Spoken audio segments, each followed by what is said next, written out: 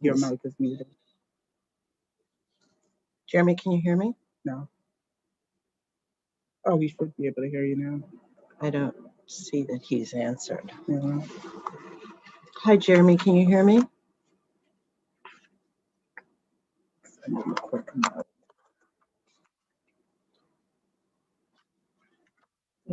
Oh, question, sorry. I'm going to close that. You go to chat.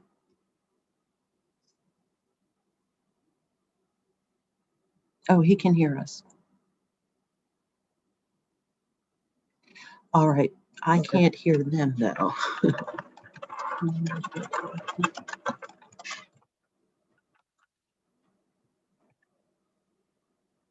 If I stand behind you.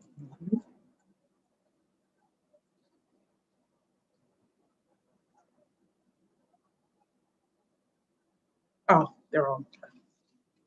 They'll see the news.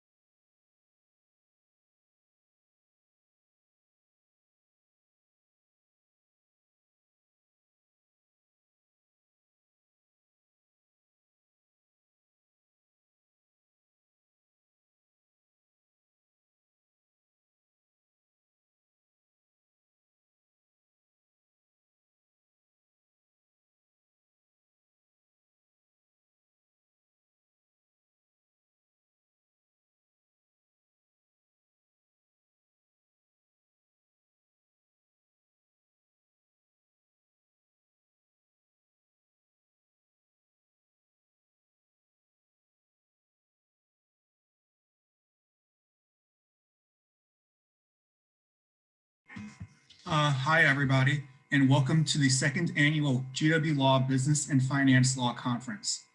This conference is a JD and LLM student organized and run event, and we are excited to have everybody be with us here today and tomorrow.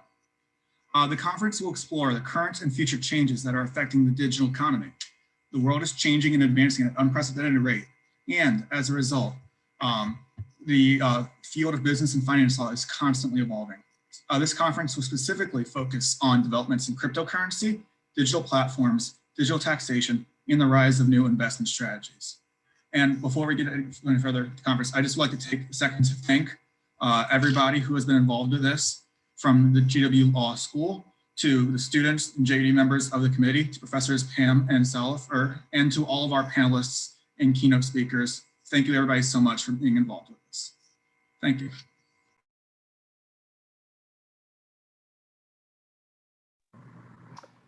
Thank you, Abraham. Good morning. I'm Jeremy Pam, Director of GW Law's Business and Finance Law Program. Thank you for joining us. Before I introduce our Dean, Dana Bowen Matthew, allow me to say a brief word about GW Law's Business and Finance Law Program. GW Law has a long tradition of education in business and finance law, and this tradition is alive and well today in the intelligence and promise of our JD and LLM students, in the accomplishments of our alums in Washington, New York, and around the world, in the broad and deep expertise of our faculty, and in the range of course offerings taught by our faculty, and in a steady program of events featuring distinguished speakers like ours today. Among the common themes running throughout these constituencies and activities, I'll just mention three big ones: global financial stability, innovation and entrepreneurship in legal practice and in business, and business leadership and judgment. This student-organized conference exemplifies all of these three themes, and my association with it is one of the highlights of my time at GW Law School. With that, I'm thrilled to introduce Dr. Dana Bowen Matthew, Dean of the George Washington University Law School.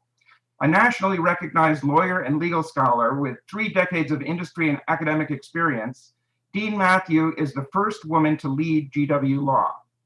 An expert in health equity and public health policy, with a passion for public service, Dean Matthew previously served as University of Virginia Law School's William L. Matheson and Robert M. Morgenthau Distinguished Professor of Law and the F. Palmer Weber Research Professor of Civil Liberties and Human Rights. She was also a professor of public health sciences at the UVA School of Medicine and served as director of the Equity Center at UVA, which works to build relationships between the university and its surrounding community to address racial and socioeconomic inequality. Prior to her tenure at UVA, she served as Professor of Law, Vice Dean, and Associate Dean of Academic Affairs at the University of Colorado Law School, and before that as Professor of Law and Medicine at the University of Kentucky Law School. Dean Matthew has held a number of important positions in the policy world. She served as the Robert Wood Johnson Health Policy Fellow for U.S. Senator Debbie Stabenow, and as Senior Advisor in the Office of Civil Rights at the U.S. Environmental Protection Agency. She also is a non-resident fellow in the Center for Health Policy at the Brookings Institution. A prolific writer, she's the author of the book Just Medicine, A Cure for Racial Inequality in American Healthcare, and has authored or co-authored dozens of book chapters and articles focusing largely on healthcare reform, public health law, health disparities, patient protection, and antitrust laws and civil rights. Dean Matthew received a BA in economics from Harvard Radcliffe College, a JD from the University of Virginia School of Law, and a PhD in health and behavioral sciences from the University of Colorado, Denver. A visionary and strategic leader, we are thrilled to have her as our dean. Please join me in welcoming Dana Bowen Matthew.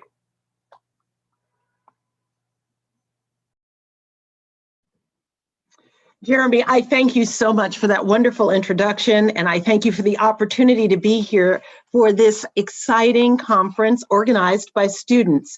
I imagine that many things about this conference will be monumental, but the fact that students took the lead under these adverse circumstances is particularly inspiring. I am delighted to welcome all to the second annual student-organized conference on business and finance law titled Regulating the Digital Economy. I'd like to extend a special welcome to GW Law alumni joining us, who work on the cutting edge issues across the full spectrum of business and finance law practice, from regulation to transactions in every part of the world. It's one of our strengths that our business and finance law alumni are in Washington, New York, Silicon Valley, London, Brussels, East Asia. We span the globe. I'd also like to extend a warm welcome to the GW Law students in the online audience. As I said, you are persevering through many challenges of the current health, economic, racial justice crises that we are facing in this country, and you will soon be helping to define the solution and manage many of these problems and cutting-edge business and finance issues tomorrow. I welcome you and I thank you for your perseverance and resilience. In February of last year, just before we began the pandemic lockdown, a group of JD and LLM students inaugurated the first student-organized and moderated conference in business and finance law here at GW. This second annual student-organized and moderated conference is taking place online a year after we've all had to conduct our studies and work from home. Again, as I said, it's a testament to the resilience and initiative of our GW Law students. The overall theme of today's conference, Regulating the Digital Economy, and each of the 4 student-moderated panels is equally a testament to the intellectual vitality, the international strength and perspective, and the range of subject matter that GW Law's business and finance students and program cover. Our faculty are strong in all of these areas and have supported the development and learning of our students to be able to do such a monumental conference as this. The 4 panels span financial tech, capital markets, tax policy, and antitrust. The organizers have brought to this endeavor international as well as US perspectives, with organizing committee members hailing from Peru, Colombia, Belgium, and Nigeria. Let me now recognize these wonderful students who have organized this conference by name. Leading the charge is Organizing Committee Chair Abraham Bluestone, who's a JD of 21 candidate, who after participating in last year's inaugural conference, steadfastly championed and expertly steered the initiative's encore performance with a largely new group of student organizers. The other outstanding members of the student committee are Leif Anderson, the class of 2021, Tulope Awuyomi of the LLM class of 21, Alejandro Ibarra of the LLM class of 22, Adam Manning of the JD class of 22, Hannelore Neiston of the LLM class of 2021, Barbara Samaniego of the JD class of 2021, Sadia Taneja of the JD class of 21, Alejandra Velapatino of the LLM class of 21, and Abigail Zwick of the JD class of 2022. I ask that if I mispronounced your names, you will forgive me, because the excitement and the enthusiasm that I have for your work is not belied by my error. I would also like to acknowledge the co-sponsoring student organizations for today's conference: the Corporate and Business Law Society, the Banking and Securities Law Society, the Tax Law Society, and the Antitrust Law Society. Finally, I'd like to recognize Marinake Sola. She's in the LLM class of 2018 and now serves as a visiting associate professor of law and the fellow of our business and finance law program. She is now officially a veteran of our student organized business and finance law conference. Professor Sola served as a senior advisor and mentor to the organizing committees of both last year's and this year's conferences, and provided wise and steady advice throughout the organizing process. I would also like to recognize Professor John Stirk, Professor Karen Brown, Professor Jeremy Bearer-Friend, all three for assisting the students in organizing speakers for their panels. We believe that this conference underscores the importance of GW Law's long-standing commitment to the educational and public policy value of continuing to inculcate a deep and critical understanding of both the business practices in global financial centers like New York and the complex legal and regulatory world of Washington, D.C. I extend many thanks to all of you for being here, and I hope, indeed I know, you will enjoy the program. I am now pleased to turn this program over to Professor Sola, who will introduce the keynote speaker, SEC Commissioner Hester Peirce.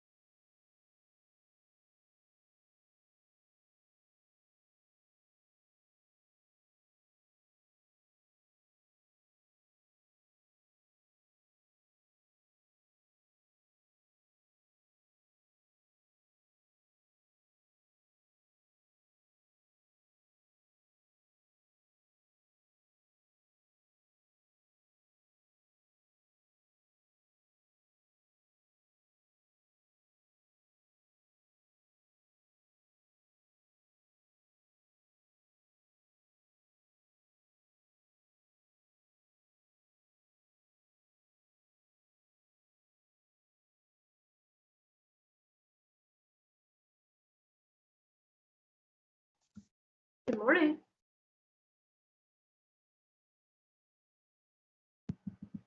I can hear you, but I can see you. Thank you. Good morning. Good morning. Sorry, I was having a little trouble getting on. Oh, well, we're glad to have you here. Let me quickly introduce you now. So good morning, everyone, again, and welcome to the second annual Business and Finance Law Conference. This year's conference is titled Regulating the Digital Economy. And it is with great honor and privilege that I welcome this year's keynote speaker, Commissioner Hester Peirce. She is popularly referred to as the crypto mom by the industry. She is very well versed in digital assets, cryptocurrency, blockchain, among the 5 commissioners. Commissioner Peirce was appointed by President Donald J. Trump to the U.S. Securities and Exchange Commission and was sworn in on January 11, 2018. Prior to joining the SEC, Commissioner Peirce conducted research on the regulation of financial markets at the Marketers Center at George Mason University.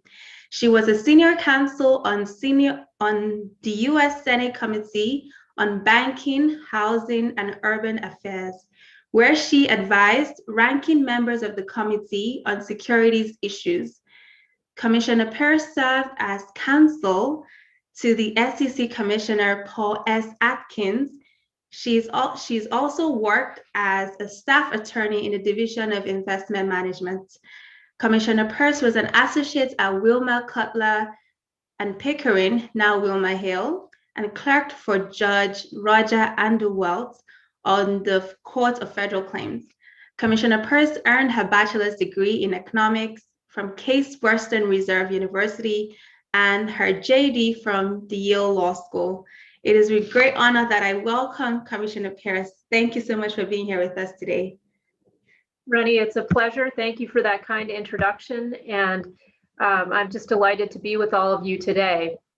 I have to start out, of course, with my usual disclaimer that my views are my own and not necessarily those of the Securities and Exchange Commission or my fellow commissioners. The momentous market events of several weeks ago are relevant to the theme of this year's conference, which is regulating the digital economy, and thus motivate my remarks. The market events to which I'm referring are, of course, the Reddit-threaded run-up in the prices of a number of meme stocks, the subsequent rundown in prices, and the many attendant colorful stories. At the top of the non-financial news feed were the market volatility, trading volumes, regular Joe to riches stories, hedge fund losses, short squeezes, gamma squeezes, glee at sticking it to the suits, anger at trading limitation, a jumble of emotions as stock prices fell from their highs, and debates about the intricacies of market structure. Movies to elucidate these events are on their way. The SEC, of course, along with other regulators and market watchers, is still sorting through the many layers of these events. So I can't give you a definitive assessment of what took place, let alone whether any significant regulatory changes or enforcement actions will result. Instead, I want to offer you some musings on the challenges that lie before the Commission as we decide whether and how to react to these events with new or modified regulations, and more generally as we think about stepping up our game as regulator of the digital economy, or as one of the regulators of the digital economy. The digital economy enabled the past month's remarkable market events. Trading strategies crowdsourced in real time on widely available social media platforms, instant retail access to the capital markets through handy mobile trading apps, institutional high-frequency trading enabled by powerful computing and communications technology responding to and interacting with the retail flows, and sophisticated technology at trading venues and clearinghouses capable of handling record trading volumes. Add some primal emotions into the mix, and the regulator's job in the digital economy can be a very difficult one. Before turning to the challenges of regulating the digital economy, I think it's helpful to recognize that even as our markets undergo technological transformation, our jobs in many ways will remain much as they always have been. After all, the economy, whether analog or digital, is driven by people, Even regulators, at least until the robots replace us, are people. And people are with their swirling mix of rationality and emotions, are unique, interesting, and complicated. They're also fallible, frail, and often tempted to abuse power that they have. People respond to incentives. Any effective and fair regulatory framework has to start with a recognition and understanding of people. A book I read recently really brought home to me the constancy of people's peopleness. These events, like the ones of last month, featured a colorful cast of characters whose fortunes rose and fell and who made their way onto the big screen. The book tells the story of the uranium markets in the mid-20th century, the flames of which were stoked, choked, and revived by the changing policy of the US government's Atomic Energy Commission. The book's principal author had a bad case of uranium fever, which led him to engage in all sorts of daring adventures to stake uranium claims in the Western desert and to raise money to finance them. He describes to his wife, as she lies in the hospital recovering from an operation, his plans to sell claims to the public and what he explains might be a real estate deal, a security deal, something similar to an oil lease, or maybe something else. His wife raises the possibility of jail time, which the author takes as evidence that he should have known better than to talk business with my wife. She never has the positive thinking attitude. His other family members, however, were more positive thinking. One brother explained, "I've already got blue chip stock, I've got gilt edge bonds, I've got my house and car paid for, I've got insurance. If I'd wanted to invest, I know where I could have put my dough. But this was a gamble. I don't want another sure thing. I want to go for the big bundle." That, the author explained, showed that his family had the fever. Make it or lose it, but nothing safe, sound, and secure. You may find this hard to believe, but I promise you I didn't pull these lines off Reddit. A lot of other people had the fever too, and the author found them through a mailing campaign, and he got them to send him money. This is what he said. In mailing, I'd aimed at ordinary Joes, not the professional class, not the ones who were constantly being approached with the deals. I wanted the little people who might never again in their lives have a chance to go for the big bundle for $10 down. And the little people liked my deal. The author reminisces about the big boom in penny uranium stocks, during which everyone in the frantic game of trading penny stocks knew that most of them were wallpaper, but that one of them, which one you didn't know, would be struck by lightning. So buy, and wait for that thunderbolt from the blue. He further observed that when a company admitted that it didn't own its own claims and there was absolutely no evidence of uranium, the public rushed to buy stock from such honest people. The boom went bust when the Atomic Energy Commission pulled its support from further uranium production. That didn't trouble the author too much. There'd be another deal, except for the stockholders. I'd used other people's money. The book, despite a labyrinth of detours into wholly unrelated and often unwelcome topics, contains many other insights into investor psychology, but I think you get the point. People love participating in hot markets. They often do so with eyes wide open to the potential for losses and fingers crossed for big gains. And frequently, they lose real money in the process. And it's not always money that they can afford to lose. Because the human participants in the digital economy are people, some aspects of regulating the digital economy look a lot like regulating any other kind of economy. One of our regulatory obligations that doesn't change much with the times, for example, is that while we respect people's right and capacity to make their own decisions, we do remind people of some basic truths about participating in the markets. The medium may change, but the message is the same. The Commission has an Office of Investor Education and Advocacy. They issued an investor alert at the end of January to help investors understand the significant risks of short-term trading based on social media. The alert contained tips that also would have been very helpful for the uranium investors of last century, including a warning about the rapid rise in the price of an investment, reflecting a high degree of collective enthusiasm or exuberance regarding the investment's prospects that's usually followed by a wide-scale selling of the investment that causes a sharp decline in the investment's price. and reminders that you should never feel pressured to invest right away and that you should not let short-term emotions about investments disrupt your long-term financial objectives. Although the Commission's delivery method has changed with the times, our investor empowerment message is pretty much the same in the digital world as it was before the digital era. Mr. Taylor's uranium investors would have benefited from such a message as much as today's investors. So too, our role in policing the markets for fraud hasn't changed much. As in the past, people often use lies to induce buys, and we bring a lot of enforcement actions to pursue those fraudsters. Although the means of disseminating the lies are digital, the nature of the conduct isn't new. The projects for which funds are being raised may be crypto mining rather than uranium mining, but the fraudsters' plans for the funds raised are generally the same as always: a nice house, fine dining, private school tuition, and maybe even some plastic surgery just in case there's a parallel criminal action and an attendant mugshot. Digital economy regulators are also susceptible to some of the same incentives and temptations that regulators have always faced.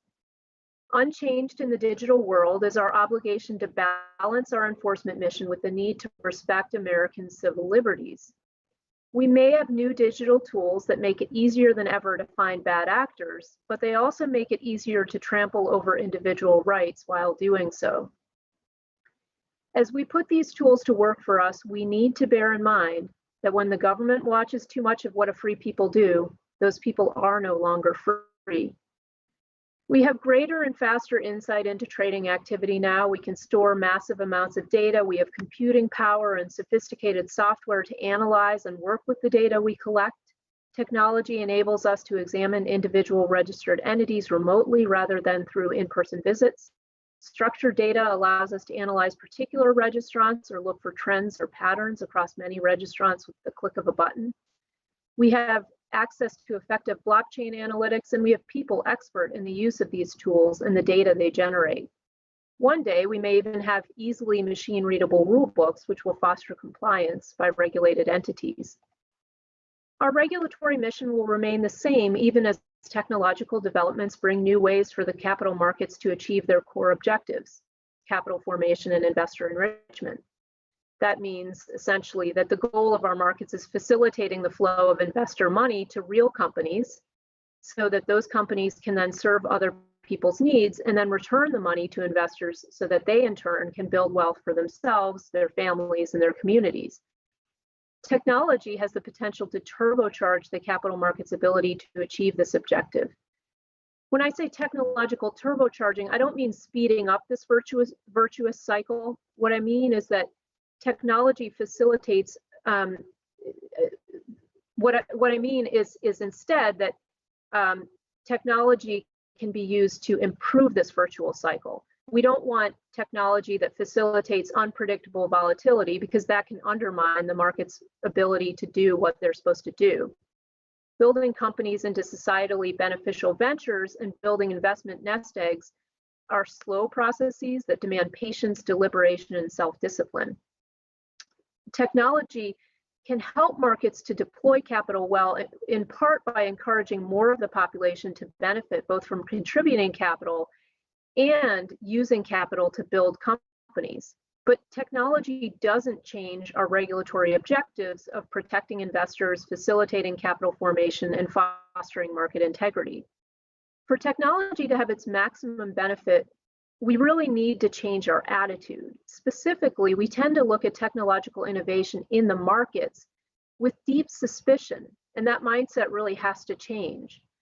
Attempts to create a good experience using an attractive, easy to navigate interface run headlong into our dusty set of regulations written with paper, and we have snail mail, paper, and precise legalese in mind. We've designed these rules to provide us with static records that are easy to examine rather than to provide actual investors with the information they need in a format that they can digest. Investors, conditioned by their experience with companies in all other sectors, expect more, and our rules should not prevent financial institutions from meeting those expectations. As one commentator explained, regulators ought not to complain when, quote, online broker-dealers provide an attractive user experience, just as other tech firms do. Embracing rather than frowning upon technology is the only way to achieve our objective of ensuring that investors receive, absorb, and take into account the information that they need to make wise investment decisions.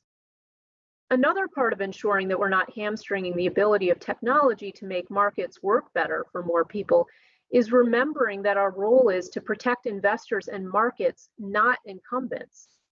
Incumbent firms, by definition, have adapted themselves well to the existing regulatory framework and to the existing market infrastructure and to establish technological tools. They may be slower to adopt new technology. Indeed, it may not be in their interest to do so. Resisting regulatory changes that would permit new ways of doing business or insisting on regulatory changes to forestall technological innovation may be a matter of life or death for some of these legacy firms. We regulators should refuse to allow ourselves to be used to block new firms from coming into the industry with fresh new ways of doing things. We must do what's best for investors and markets. Decentralized finance will provide a very good test for our ability to regulate with an eye toward protecting the interests of investors and markets rather than incumbents. The anti-Wall Street sentiments coursing through the market events of recent weeks and the growing realization of the power that private and public centralized entities wield in our lives have inspired some to call for throwing the legacy financial system out entirely. In its place, they would put decentralized finance, or commonly known as DeFi. The nascent DeFi industry is a rapidly growing corner of the crypto world, and there's significant money now locked up in DeFi. And it's working on building an alternative to the legacy centralized financial system, which we can call CeFi. And the DeFi system is run through smart contracts rather than financial intermediaries. DeFi facilitates lending, trading, and investing in crypto assets. DeFi users trust in smart contracts rather than central counterparties. Although a work in progress with all of the growing pains and rough edges that implies, DeFi's promises of democratization, open access, transparency, predictability, and systemic resilience are alluring. Recently, the Federal Reserve Bank of St. Louis published a primer on the complicated and multi-layered world of DeFi, and that primer warns of risks, including security vulnerabilities, scaling problems, and faux decentralization. But it concludes that there is promise in the innovation that's happening in DeFi. So we regulators, we have to be mindful of the potential upsides and downsides, but we do need to provide legal clarity and the freedom to experiment so that DeFi can compete with CeFi to offer investors financial services. So what do all of these principles for regulators in the digital era mean for how we will respond to the events of the last several weeks? Some of the sentiment driving the meme stock events seem to have been rooted in a suspicion that the markets are not for everyone, but that their purpose is to serve only wealthy individuals and institutions. Some participants seem to have viewed these price rallies and attendant short and gamma squeezes as a way to serve Wall Street a poisonous meal of its own making. Popular antipathy toward Wall Street, fueled by bailouts in the financial crisis of 2007 to 2009, is still raw, and it's been aggravated by ongoing government policies that are viewed as disproportionately benefiting large asset holders now in exchange for an inflationary tab in the future that will hit working Americans without a lot of assets the hardest. As securities regulators, we can't address those fundamental concerns directly, but we do need to be looking for ways to ensure that the markets are working for everyone. Technology is already being used to draw new investors into the markets and to bring capital to companies and entrepreneurs for whom capital raising has until now been quite difficult. Increased participation in our markets is beneficial for the markets themselves, because, as one commentator explained, it creates a number of atomized agents providing hopefully unique stimuli and insights to create a more effective and efficient market. We need to be open to technological improvements that make the markets work better and encourage and equip more people to participate in them. Some commenters have criticized broker-dealers for making investing too easy, or even worse, too much fun. And fun doesn't necessarily sit well with securities regulators either. Of course, an appealing user interface isn't a substitute for ensuring that investors have access to the information that they need to invest wisely in light of their objectives and circumstances. But that same technology that makes investing fun can be used to educate and inform. Indeed, as one commentary on the GameStop event suggested, regulators should be using these same technologies to reach and teach retail investors. I apologize. So I'm having some issues with my computer, but I will get back on track here. This is the downside of doing something from a computer instead of doing it in person, which I certainly wish that we could be, but at least along the lines of this conference, it's good we have this technology so we can do it this way. We do need to be more proactive in embracing technology to address some of the concerns that the events of the past month have brought to light. The market machinery did work extremely well under the weight of record trading and high volatility, even in the work from home COVID world. Additional integration of technology, though, into all aspects of the post-trade process might make the system work even better. Trading in the digital economy is really fast, but the process for settling trades isn't. And that's come to light in the past few months, in the past few weeks here. There's been a lot of attention on that, specifically on the settlement date. So until 2017, settlement didn't occur until 3 days after the trade date, and that's commonly known as T+3. A regulatory change in 2017 brought that settlement cycle down to T+2. As many people have been discussing in recent days, there's thought about whether it would be better if we shortened that settlement cycle to T+1 or T+0. The idea is that could yield additional benefits. It would lower risk associated with open positions and reduce collateral requirements. That was actually a topic in last week's congressional hearing. The CEO of Robinhood actually went so far as to call for real-time settlement, which is, immediate. And we see that working pretty well in the crypto world. Crypto transactions do settle quite quickly, and they settle effectively without a central counterparty. Smart contracts and distributed ledger technology could make that entire clearing and settlement process in the equity markets faster and more efficient also.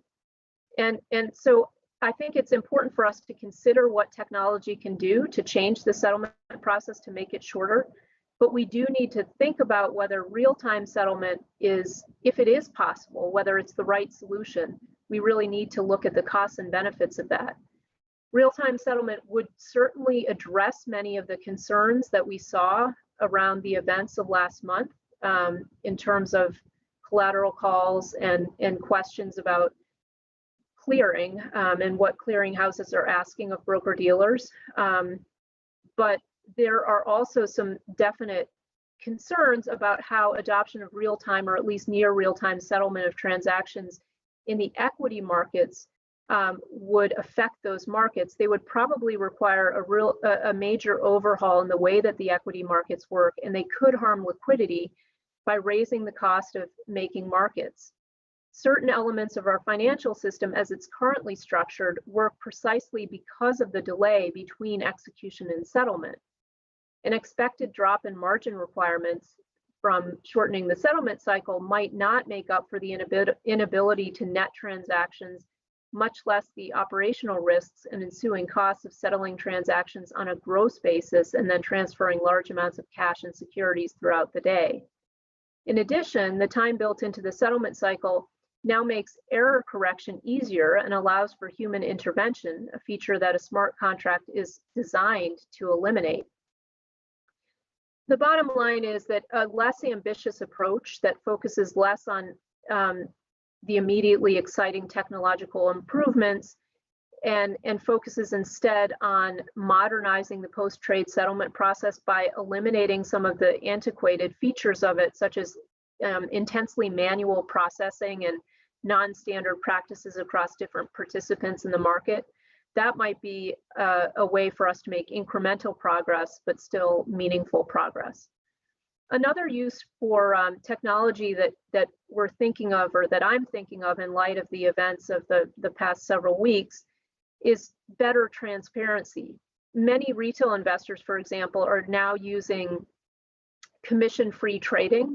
And this is something that broker-dealers are able to offer to their customers because they're getting payment for order flow from market makers who like to engage with those retail orders. This practice likely has been a net benefit to retail investors. It has reduced the cost of making a trade and often results in a small improvement of their execution price over the official NBBO, we call it, the National Best Bid or Offer. But at the same time, critics are correct when they point out the potential for conflicts of interest on the part of the broker, who may be tempted to send trades to a market maker that offers worse execution pricing that hurts the investor, but then better payment for order flow, which benefits the broker. The way to address this potential conflict is not to ban the practice, which would eliminate the conflict at the cost of a likely increase in cost to the investor, but rather to require better disclosure. And that's where technology can come in. As the cost of data processing, presentation, and delivery continues to plummet, we can use that technology to ensure that investors receive accurate disclosures about not only about the practices that they occur, but also to give them a better sense of what the effect is on the quality of execution of their trades. So in closing, whether we're talking about trading uranium claims for the atomic energy of the past, building communities of atomized retail investors on social media today, or enabling atomic swaps in the DeFi of the future, people's ingenuity and enthusiasm keep us regulators on our toes. In many ways, the regulator's job is unchanged, even though the stage is set with more modern scenery. The digital economy does pose some new regulatory challenges, but it also gives us new tools to meet those challenges. We should use those tools with genuine care for the freedom of the people we regulate. We should welcome the new technology's potential to improve the way markets work and to make them work for more people. The payoff is high. A successful regulatory framework for the digital economy will unleash its ability to empower individuals to build better futures for themselves, their families, and their communities. Thank you, and I'd be happy to take some questions.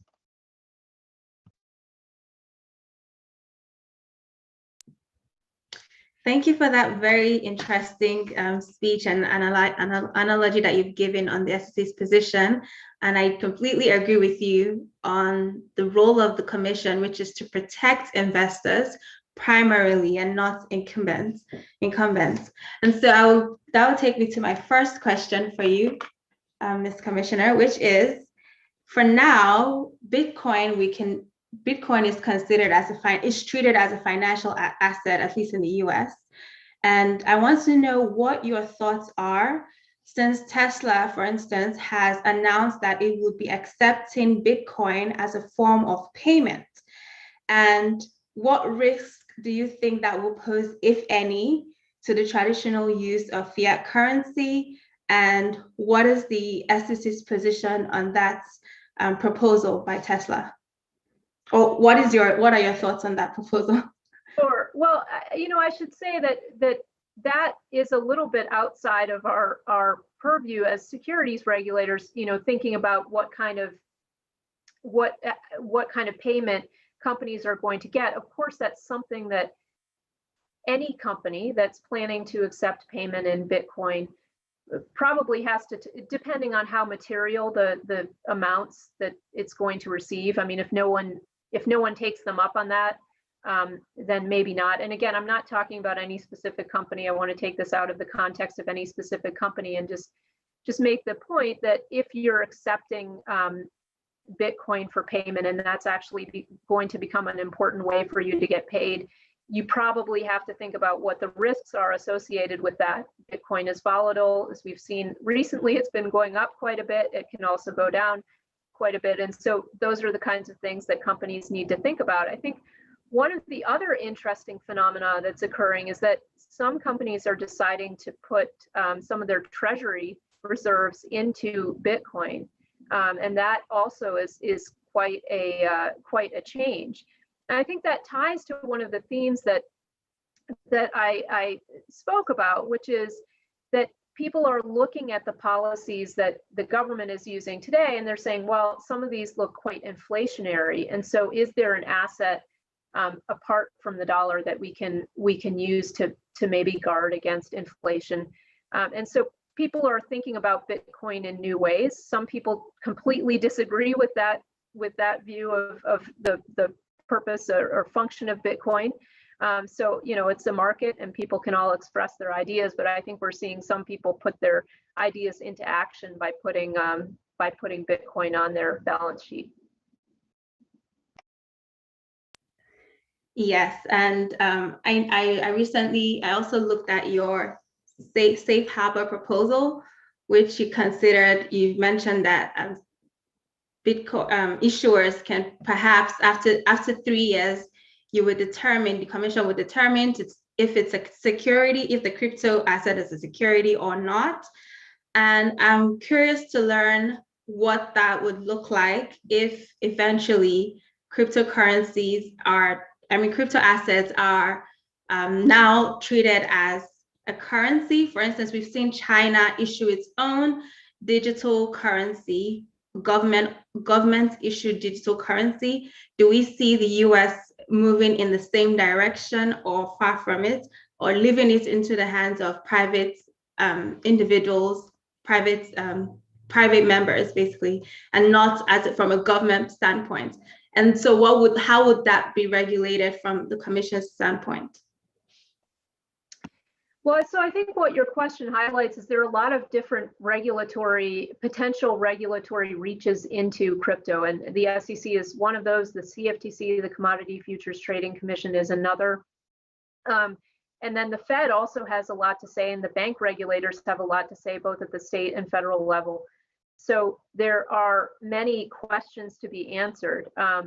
With a central bank digital currency, which, as you said, China is moving forward in that regard, I think that the United States is likely at some point to move forward in that regard. Certainly that's the Fed's domain, not mine. But I think as Chris Giancarlo, who was the head of the CFTC and is now working on a project to try to get the SEC to move forward on a central bank digital currency, he kind of describes it as being good infrastructure, right? We're moving to a world where it's a digital world, and it's likely that people are going to want our currency to be able to live in this digital world more seamlessly than it does now. And so you can imagine that. I think the big issue with central bank digital currencies that has to be addressed is privacy. We certainly don't want the government knowing everything that we spend all of our money on. And again, that's not because we're doing illegal things. It's just you don't really like to have someone, I don't really like to have someone know how much chocolate I buy from the grocery store or whatever it might be. So that issue is one that we'll have to grapple with. I think it's going to be easier for us to make a credible privacy case than it might be for some other countries like China. In terms of the safe harbor, so I proposed a safe harbor to allow people to do token distribution events, which is something that is quite difficult to do in the United States because our securities laws have this very broad definition of what it is to be a security. So obviously a stock or a bond would fit into the category of security, but if you're raising money for something in a slightly non-conventional way, perhaps then that thing, that contract that you're selling might actually be an investment contract and a security under our laws. And so when people sell a token and they make a lot of promises about all of the efforts they're going to put into that token network growing and developing and the token appreciating in price, the SEC has come in and said, well, that looks a lot like a securities offering to us, and so we're going to treat it that way. I've disagreed with some of the individual instances of where we've applied that logic, but I agree that because that investment contract definition is quite broad, it can be ambiguous, and so the idea of the safe harbor was to provide this 3-year period during which you wouldn't have to prove one way or the other. You would provide the purchasers of tokens some of the same kinds of disclosures that the securities laws demand, but tailored in a way so that it makes more sense for the kind of information a token purchaser would want. And then you've got 3 years to build out your network. So presumably you've done some work on the front end before you do this token distribution event. That you've probably funded with venture capital or some other kind of capital. Then you do this token distribution event. You've got 3 years to build out your network, and then after that point, you're kind of freed, and that token is now coin of the realm on the network, but it's not something that we would regulate. There's no central party who has more information than everyone else, because this is truly a decentralized network, or the token is really has a use case, at which point it doesn't look like a security.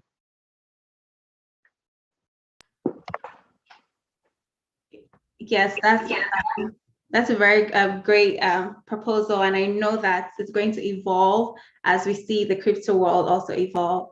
My next question is going to focus on, so currently now, there are a lot of anti-money laundering issues that has been going on about the use of cryptocurrency and how it's used to fund terrorism. So what my question is do you agree? What do you think about the ongoing message or comments that cryptocurrencies is a movement to enable money laundering? And what are your thoughts or position on that? So I think no matter what people build for good, some people are going to use it for bad things. That's what we've seen in history, and certainly true with money. So that's true with cash. People use cash for a lot of bad purposes, and people use it for good purposes. And so you've got to kind of accept that if you have a money, some people might use it for bad things. I think the myth about Bitcoin and crypto being used primarily for illegal activity was born quite a while ago with, Silk Road, for example, which was an online market for drugs and other things.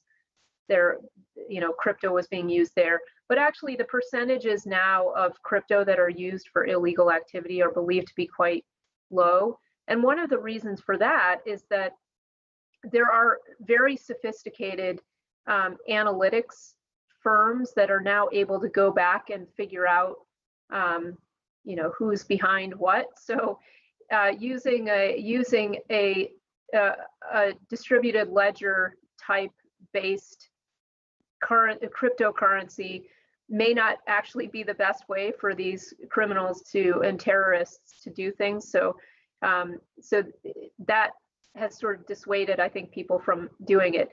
Now, that said, we have anti-money laundering and know your customer rules in the United States under the Bank Secrecy Act, and those are applied to the crypto world as they are applied to the traditional financial world, and I don't expect that to change. In fact, we saw recently at the end of 2020, FinCEN, which is the office within Treasury that deals with the BSA, they came out with a proposal which garnered a lot of commentary, much of it negative, but it did put out there the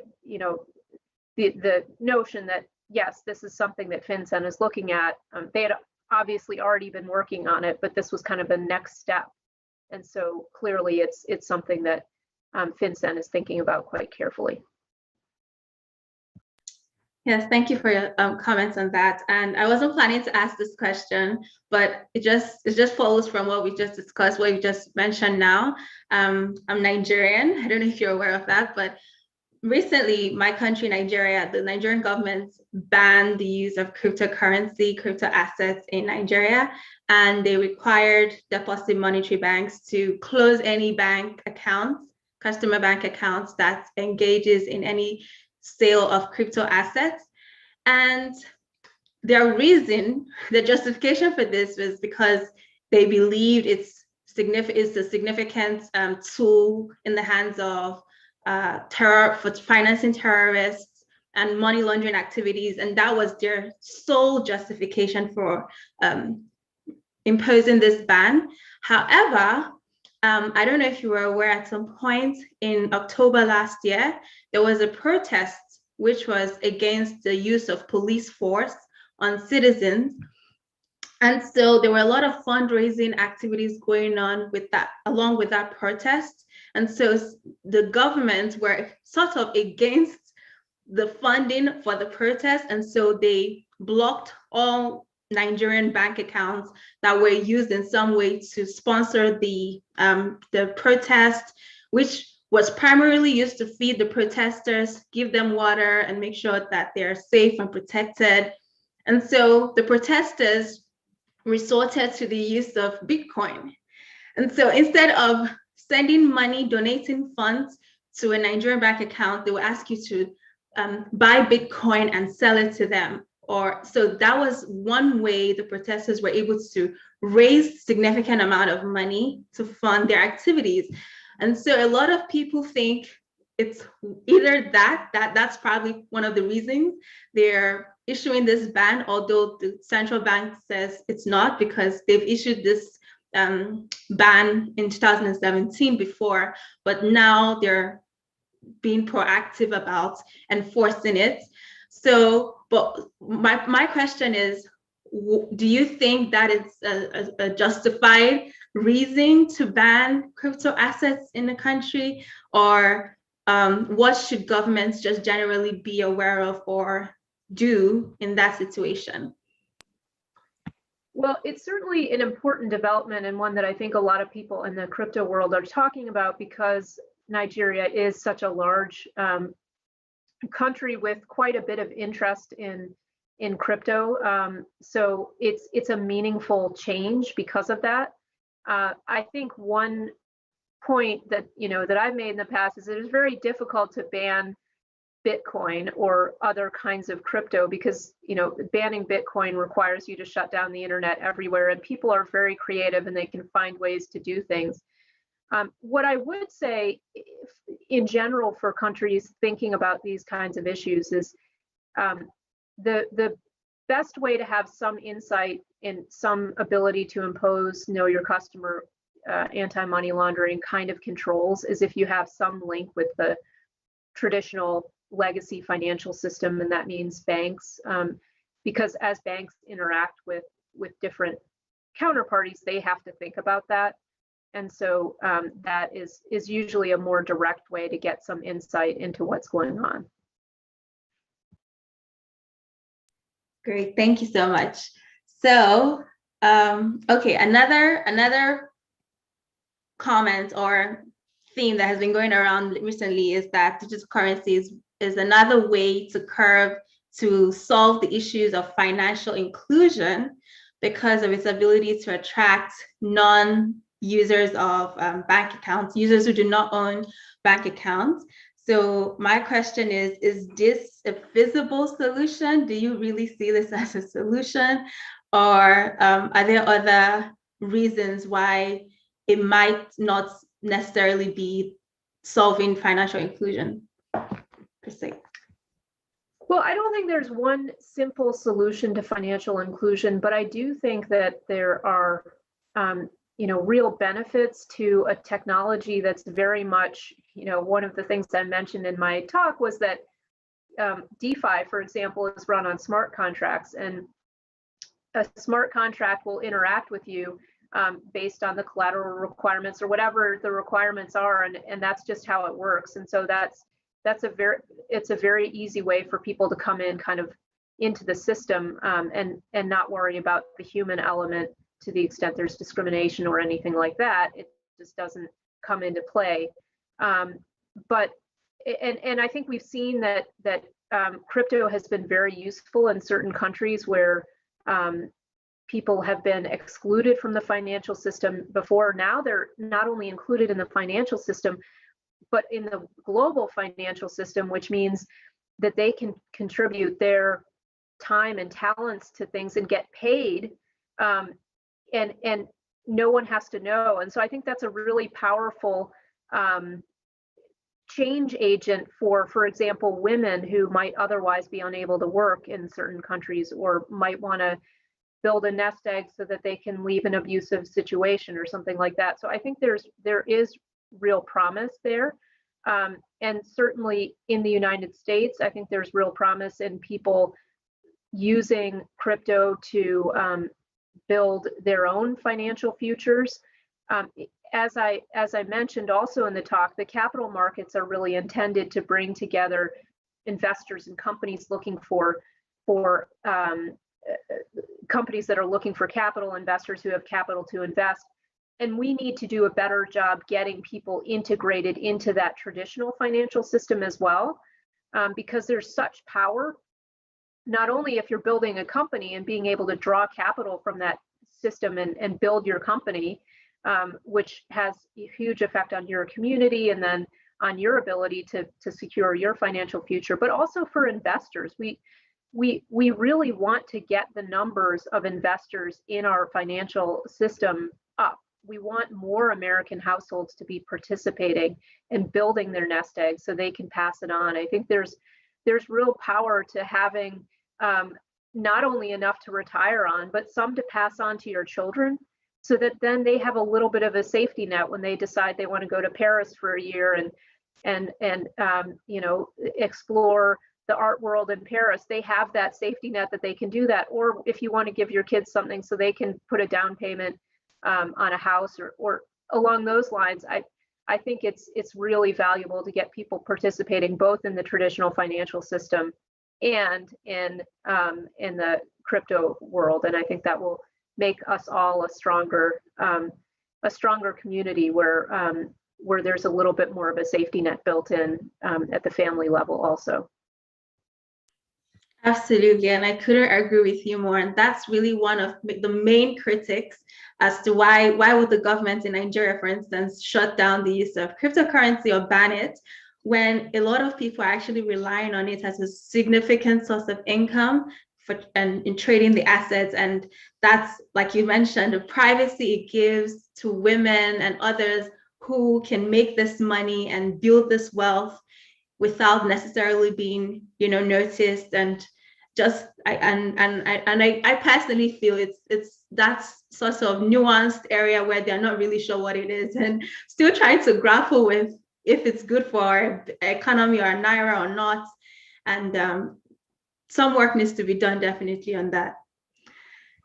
I mean, for me, a bottom line is that if people are trying to engage in voluntary transactions that are truly voluntary on both sides, the default position for a government should be that's fine for people to do, because they know their own situations better than we know at the regulatory level. I mean, they know the challenges they're facing, they know the talents they have and the opportunities that they would have too. And so they're smarter about their lives than we are. So we really need to give people the opportunity to explore things. Of course, we have, investor protection is our mandate at the SEC, but that doesn't mean that we put ourselves in the place of making decisions for other people if we really don't have to do that. Yes, thank you so much. And I have another question for you. So currently, I don't know if you're probably aware of this recent prosecution or conviction of North Korean actors that were hijacking crypto as private keys and stealing private keys, hijacking private owners, crypto assets. And so my question is, what does that risk? I'm trying to find it, sorry. Okay, yes. So what is the prosecution of North Korean officials hacking and stealing about $1.3 billion from US banks? and US-based crypto exchanges. What does this new prosecution tell us about the safety or security of cryptocurrency, and how do you think the commission should protect retail investors from that potential risk? Well, I can't speak to that specific event, but this is a reality of our digital lives now, that cybersecurity concerns for individuals, for companies, for regulators, those are all very real concerns, and it's a constant struggle for all of us. And I think it's something where everyone needs to be working together to come up with best practices, to figure out solutions, to identify people who are doing illegal acts with respect to hacking and those sorts of things. One of the things that I like to emphasize is that there's been a lot of pressure on the SEC to either say what's covered by the securities laws and what's not.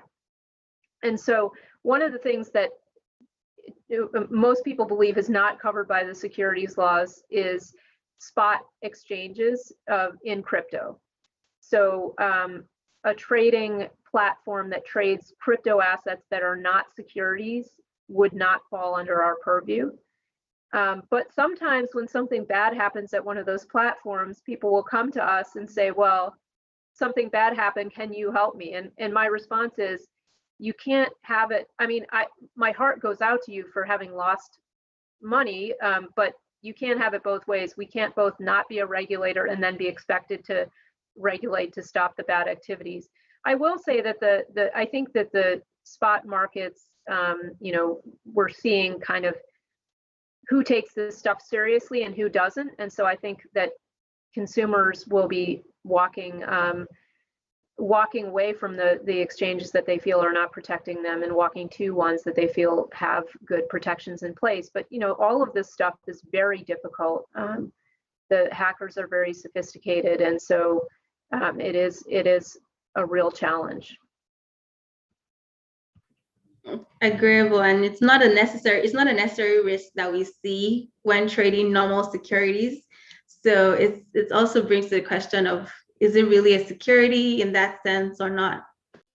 Well, I do think it's important for people to remember that even on the traditional security side, there are a lot of bad actors out there who are trying to take advantage of you, trying to do account intrusions and those kinds of things. And so good security practices are very important in the traditional securities markets as well, especially as securities firms and asset managers, broker dealers, in dealing with customers are trying to meet customers where they are, which is really on these in the digital world, on their mobile phones, and in ways that they don't want to be getting these big paper prospectuses in the mail. They want to get everything via email or text, and so that's a real challenge too on the security side, to make sure that they can both provide all of that optionality for investors, but also provide them the protection that they expect.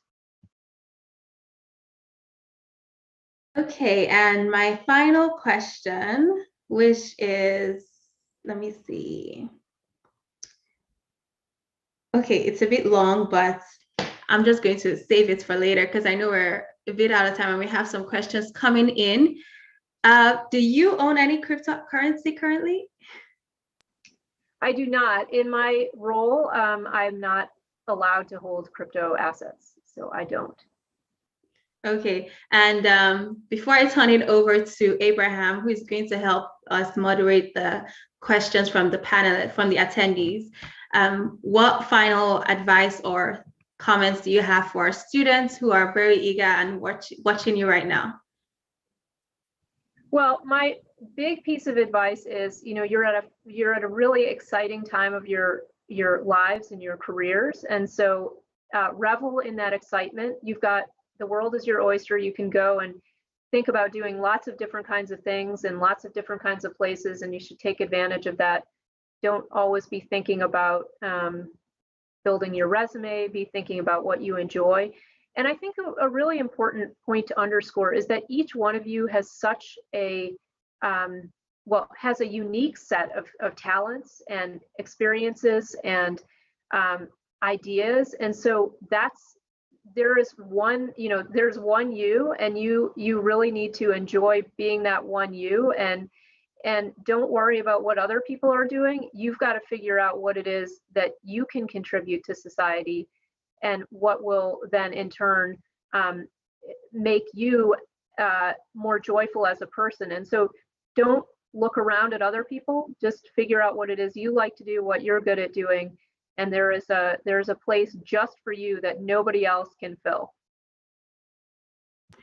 Said like a true mom. Thank you so much. And it's a pleasure having you here. Now, I'd like to invite Abraham, who is the chair of the Business and Finance Law Committee, who would read out the questions from the attendees and direct that for you. Thank you so much. Hi, so our first question is actually going to be from one of our panelists this afternoon, Carol Van Cleef, who said, we heard yesterday from reliable sources that key regulatory agencies are working hard through the weekend on the issue of stablecoins. Is that effort focused more on regulatory or legislative action? Well, again, I'm not sure what the question is referring to precisely, but I think stablecoins have been quite the topic of the last year or so, and probably more than that now. It certainly got a lot of attention when Libra came to light, which is now has a new name, but it's now called Diem, and that attracted a lot of attention from regulators and governments all over the world. And there are a lot of other stablecoins that have gotten quite widespread acceptance and are being used widely. Part of that is because the DeFi movement that I talked about in my remarks has really grown exponentially in the last since summer of 2020. And so stablecoins play a role in the DeFi world. So I think there's a lot of attention from the securities regulator perspective. A lot of stablecoin issues are really outside of our purview, but we always encourage people to come talk to us because some stablecoins may be designed in a way that they are securities-like, and if that's the case, then we obviously will weigh in. All right, also, you recently stated at the GBBC and GDF Global Leaders Series that the SEC needed to provide additional clarity regarding digital asset-backed ETPs. Specifically, you mentioned that digital asset-backed ETPs are judged by different standards than regular ETPs in some respects. Can you further elaborate on anything the SEC is considering to finally allow digital asset-backed ETPs? Well, that has been the question number one since day one of my job, is when's the SEC going to approve one of these exchange traded products that has an underlier such as Bitcoin or ETH. And we have considered a number of them during my time at the SEC. I've issued a couple dissents to say, along the lines of your question, that the standards that we've applied, I think, have been different. We've taken a much deeper interest in the workings of the underlying markets, the spot markets for Bitcoin. And we've asked a ton of questions. And to some extent, I feel that the goalpost has moved throughout those discussions. So now we've gotten some new applications in. We consider all of them on their facts and circumstances, so I can't speak to any of the specific ones. But we are getting a new chairman here likely in the next months or weeks, or I don't know. Assuming that Gensler gets confirmed, Chairman Gensler will come in. He comes in with quite a bit of experience in the crypto world. He knows this area, and so whether or not we'll be able to take a fresh look, I'm hopeful that we will. All right, at this point, also, I'd like to say that if anybody else has any questions, to please put them in through the Q&A system. I'm also able to see questions from the YouTube live stream if you're watching through there as well. Another question we have is, what are your opinions on, I'm just going to scroll through to it, on the Wyoming's Special Purpose Depository Institution Charter? So Wyoming has been really out front in terms of thinking about regulating crypto and building a very crypto-friendly environment. Part of what a crypto-friendly environment requires is a good regulatory structure that provides regulatory clarity. And so that state actually set out to build something specific for crypto. And one piece of that is the SPDI, the Special Purpose Depository Institution, which is designed to be a crypto entity. And I think that that's a very positive development, just in terms of being an example for us of how we might think about building specific rules for crypto. There's also a potential interaction between some of what Wyoming is doing and some of what the SEC is doing. So Wyoming, for example, recently issued a no action letter to an entity in Wyoming that they deem to be a qualified custodian under our Investment Advisors Act. So we then put out a letter, the staff of the SEC put out a letter saying, hold on, that's our decision that's really our area to think about. But I think it's good that Wyoming is pushing us to think about that issue. And I encourage anyone who is interested in that issue to please write in and comment. We put out a number of questions in that statement, and I sometimes get disappointed because not as many people write in response and provide us input, and it's harder to have a good conversation if we don't get good input. And for those of you who are students, these are some issues that you can think about writing law review articles on. I think it's, or papers. I mean, I think it's really a fascinating area. This whole area is a fascinating one for scholarship. There's a lot to be rethought. Thank you. What do you think of what do you think the GameStop event reflects on the shorting practice by institutional firms? And after the support that the Reddit investors got, do you think it is time to address some of those practices such as shorting by large institutional firms?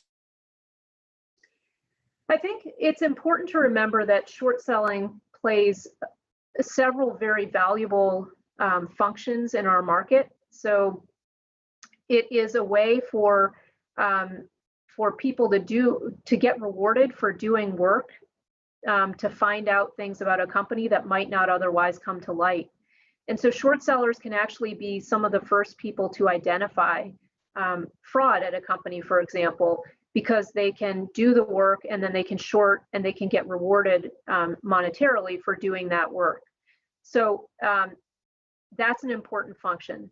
Another important function is that short selling, having short selling available as an option for people helps the market to be more liquid. It's easier for a market maker, someone to be there whenever you want to buy or sell a security, if that person can short to hedge its own risk.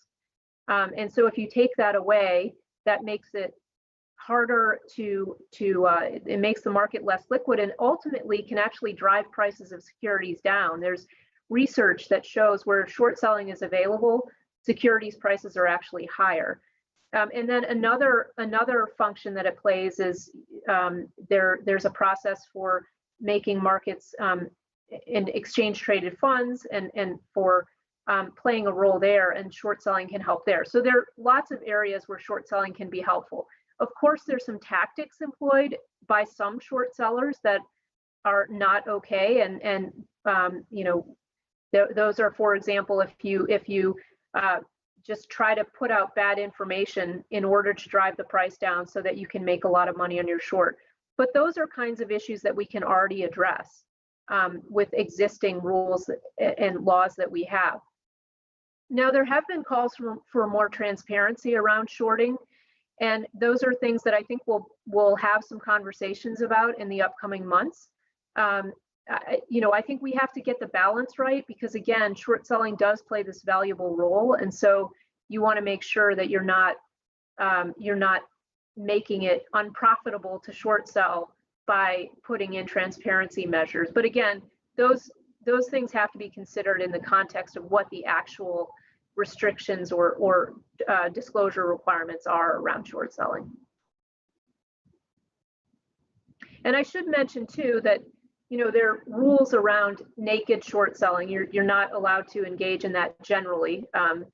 You have to actually borrow a share or locate that share for a borrow before you engage in short selling. And so again, we can look at the rules around that and make sure they're working as they should be.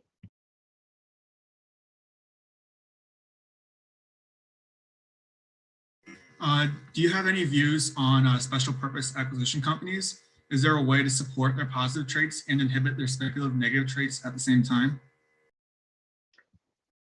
Well, it is an interesting development. So special purpose acquisition companies are companies that they're public, but they're basically a shell company looking to merge with a private company and thereby take that private company public. So it's a different route for a private company to go public.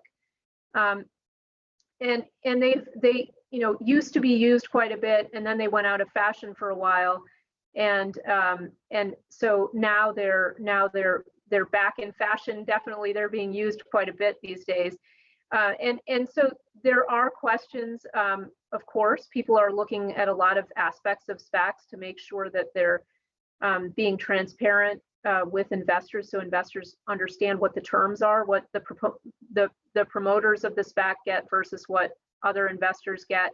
So transparency is really important. But I think that the rise in SPACs also raises some questions about, is our traditional IPO process becoming too expensive, or is it not working the way it should? We should be asking those kinds of questions too. But I think it's on the whole positive to have a lot of different options available for companies that are thinking about going public to actually do that. So on the whole, I think it's positive, but we certainly need to make sure there's good disclosure that gives investors what they need to know.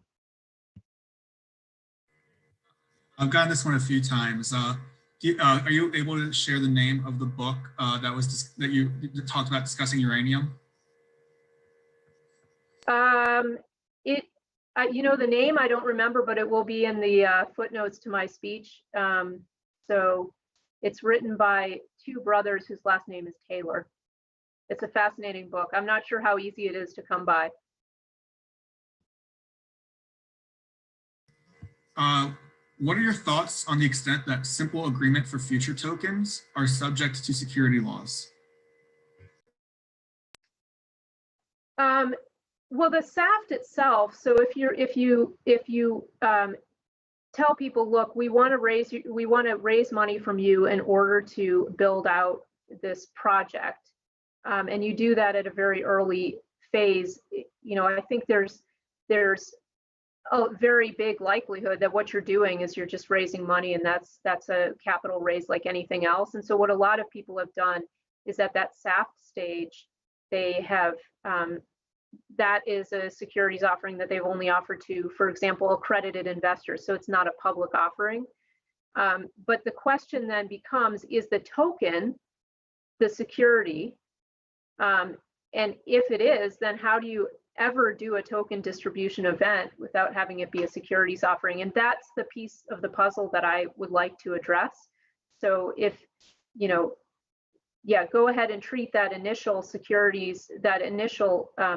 event as a securities offering, and limit that to, do that in the private markets. And then when you want to do the token offering, let's not think about the token itself as being the security. Thank you. Treasury Secretary Yellen recently spoke of the concern that cryptocurrencies may be used for illicit transactions and criminal activities. Do you anticipate any regulatory policies and changes in this area? Well, I think we all share that concern, and so I think that will be a concern throughout the life of any kind of payment mechanism, right? That people could use it for ill purposes. But I think where the attention is likely, where that concern is likely to be manifested is in additional rules coming out of FinCEN around BSA, Bank Secrecy Act type rules, so that as there are, as traditional financial institutions engage with crypto, there will be rules around that, and that's kind of what those rules that were proposed at the end of the year were designed to do. Although they ended up, going much further, and a lot of people pushed back on how far they went. So I think that that's something that we need to think about. And then just a theme that I think it's important for all of us to think about is there's always a balance between allowing something to go forward and putting constraints around it. But we do have to think of the importance of the ability for people who are not suspected of wrongdoing to transact without undue surveillance. And so that's a balance we always should be bearing in mind and thinking about. Thank you. In light of the recent rise in popularity of Bitcoin and China's digital currency, what are your current views on DM?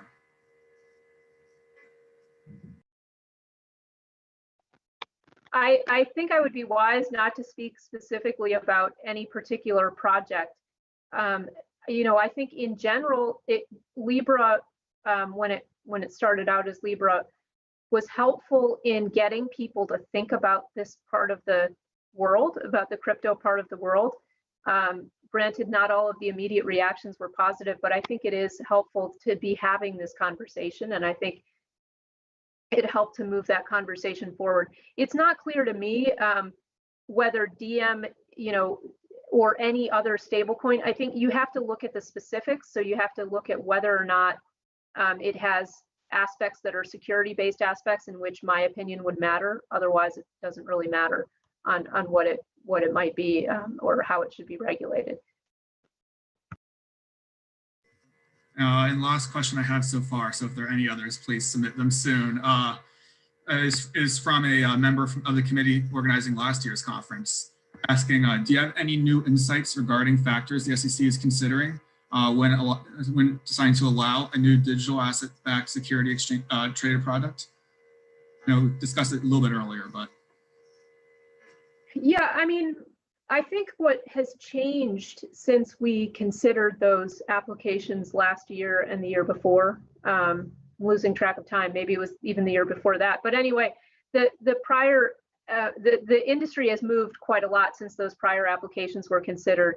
And there's a lot more institutional interest in Bitcoin and Ethereum. And so I think that has changed the reality for us, which is that a lot of people are looking for ways to interact with Bitcoin and other crypto through our regulated securities markets. That was a point I made in my dissent, but I think it's even stronger now because there's even more institutional interest. We talked about some companies putting Bitcoin on their balance sheets. Some investors looking to have exposure to Bitcoin might think, well, the only way I can get exposure is to buy a public company that has Bitcoin on its balance sheet. And at that point, then the question is, well, why shouldn't we allow people to do that through an exchange traded product that's really created for that purpose? We have some over-the-counter products now that give people the possibility of getting exposure, but those tend to trade at a premium. So maybe it would make more sense just to allow an on-exchange product where people wouldn't have to pay those kinds of premiums. The futures markets are really quite vibrant in Bitcoin, and now there's an ETH-based futures market as well. So I think those kinds of things get us thinking more about maybe taking a fresh look. But again, we'll have to see what happens with this current crop of applications. You mentioned SPAC's popularity reflects to some extent the costs of an IPO. How might we reduce those costs and make IPOs cheaper while still providing protection to investors? I think that's a great question and one we need to do more thinking about. So I welcome your feedback on what we can do on that. I'm always looking for ways that we can, revisit our existing regulatory framework with a mind to achieving investor protection as best we can, but also not putting undue regulatory requirements on folks. And so I don't have any specific solutions yet, but I'm all ears if you all have them. Another question from the YouTube live stream. It is interesting that a former chairman of the SEC is representing the defendants in the Ripple case. Does this mean that the issues raised by the case were not raised during her tenure at the SEC? I cannot speak about the Ripple case because it's one that the SEC is currently in litigation on, so I'm going to have to pass on that one.